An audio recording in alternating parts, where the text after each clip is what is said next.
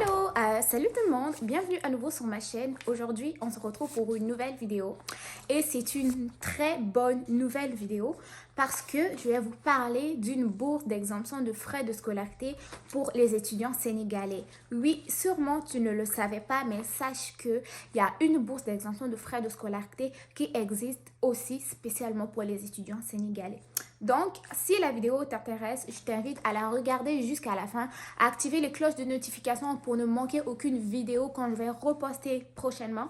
Et ensuite de ça, partage la vidéo, like la vidéo, commente, tout ce que tu veux. Et n'oublie pas de t'abonner sur mes réseaux sociaux, sur ma page Facebook Alliance Marie et sur mon compte Instagram Marie-Ghislaine. Sur ces différentes plateformes, tu peux me poser tes questions et je peux répondre dès que je suis disponible. Donc, sans plus tarder, allons directement au but du sujet. Donc, sache que la bourse d'exemption de frais de scolarité au niveau du Sénégal existe depuis des années. Sache que cette bourse-là est en vigueur ou existe depuis le mois de juin 1980. En fait, elle existe grâce à une entente entre une coopération. En fait, c'est une coopération entre le gouvernement du Québec et le ministère de l'Éducation supérieure et de la recherche au niveau du Sénégal. Donc, ces bourses-là vont permettre aux étudiants sénégalais de pouvoir payer les mêmes frais de scolarité que les étudiants canadiens, que les étudiants québécois. Ce qui veut dire que l'excédent des frais qu'ils devaient payer sera remboursé par le gouvernement du Québec à ces établissements d'enseignement. En gros, si vous aviez une session à payer qui équivalait à peu près, je ne sais pas, à 18 000 $, sachez que grâce à la bourse d'exemption, vous allez payer un montant environ de 1200 à 1600 $, ce qui équivaut généralement à une session d'études ici au Québec. Et l'excédent que vous devriez payer sera remboursé par le gouvernement du Québec à votre université, soit à votre centre de formation professionnelle ou à votre cégep. Ça, c'est parfait. Ça, c'est une bonne nouvelle. Cependant, vous allez me demander, il existe combien de bourses? Est-ce qu'il y en a au premier cycle, au deuxième cycle et au doctorat? La réponse est oui. Sachez que le gouvernement du Sénégal a en sa possession 52 bourses, dont 25 bourses pour le premier cycle, 25 bourses pour le deuxième cycle et 2 bourses pour le doctorat. OK? Donc, en gros, vous avez 25 bourses disponibles pour les gens au niveau du baccalauréat, 25 bourses pour la maîtrise, les 2ES ou d'autres certificats et 2 bourses au niveau doctoral. Maintenant, sachez que c'est quoi la nature de la bourse. Donc, la nature de la bourse, c'est vraiment une exemption de frais de scolarité supplémentaires qui va vous être offerte afin de vous permettre de payer les mêmes frais que les étudiants québécois, donc environ 1200 à 1600 $ par session. Ça va être plus au niveau de l'université et moins que ça pour le niveau du collégial. Par exemple, une session collégiale peut coûter à peu près 300 à 350 $ par session. Ça, c'est par session et pas par année. Ensuite de ça, sachez que c'est une bourse qui va être non renouvelable. Mais tout dépendamment de certaines sessions, la bourse peut être renouvelée. Donc, ça va être plus du côté interne. Donc, sachez que la procédure, il faut être sélectionné par le gouvernement du Québec et envoyer votre demande au niveau du ministère de l'Enseignement supérieur et de la Recherche, soit à Dakar ou à l'ambassade du Sénégal à Ottawa. Donc, pour les personnes qui veulent faire une demande, vous allez soit l'envoyer au niveau de l'ambassade du Sénégal à Ottawa ou au niveau du ministère de l'Enseignement supérieur et de Recherche à Dakar. OK? Ensuite, sachez que pour faire les demandes d'exemption de frais de scolarité, il y a 2 dates importantes à savoir, 2 dates importantes à retenir. C'est faire la demande avant le 15 mai pour la session d'automne et le 15 octobre pour la session d'hiver. Donc, un dossier de demande d'exemption de frais de scolarité doit être fait avant le 15 mai pour la session d'automne et avant le 15 octobre pour la session d'hiver. Et donc, on va arriver sur les documents à avoir en main, c'est quoi les documents importants qu'il faut envoyer. La première chose, le premier document, ça va être une demande manuscrite au ministère de l'Éducation supérieure et de la recherche du Sénégal et indiquer, ok, ça c'est une demande de bourse d'exemption de frais de scolarité.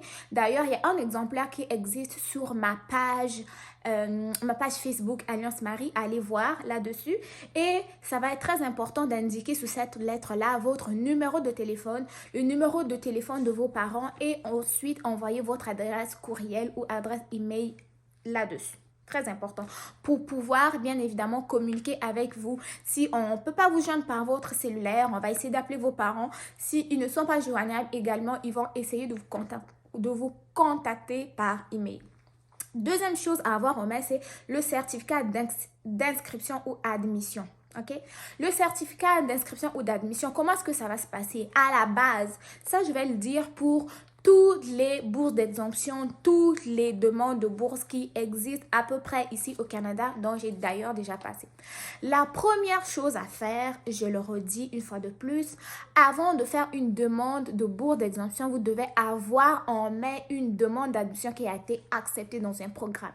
Si vous voulez étudier en génie, et avoir une bourse d'exemption de frais de scolarité en génie, rassurez-vous d'avoir fait une demande d'admission en génie, avoir eu la demande d'admission et ensuite de ça, vous allez pouvoir postuler pour la demande d'exemption de frais de scolarité parce que vous ne pouvez pas faire une demande de bourse d'exemption de frais de scolarité sans avoir déjà une admission qui est acceptée.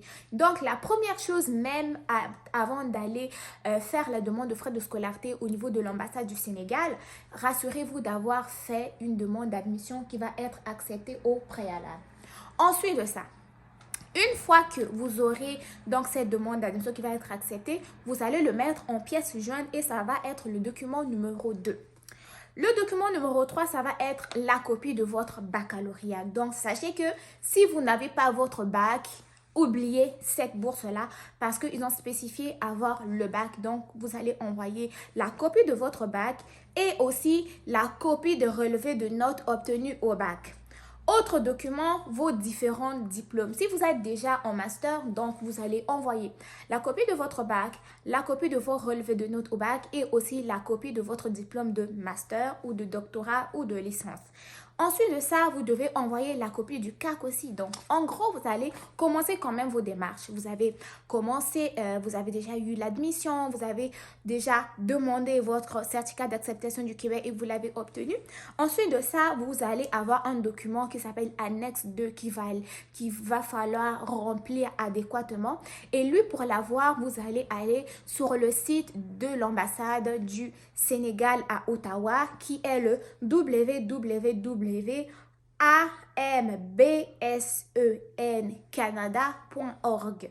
Je recommence www.ambsencanada.org. Donc là, vous allez trouver un document qui s'appelle Annexe 2. Vous allez le remplir dûment. Ensuite de ça, vous allez l'ajouter dans les documents demandés. Ensuite, je tiens à souligner que le ministère spécifie que seules les personnes qui vont être sélectionnées par le ministère, en fait, c'est le ministère qui va sélectionner les étudiants auxquels il va attribuer la bourse. Et aussi, donc, ça va être important de s'assurer que tous vos copies sont lisibles. Parce que les documents qui sont illisibles n'auront pas peut-être plus de chances à avoir la bourse. Donc, j'espère que ma vidéo vous aura plu. Je vous en dis plus dans les liens en barre d'infos.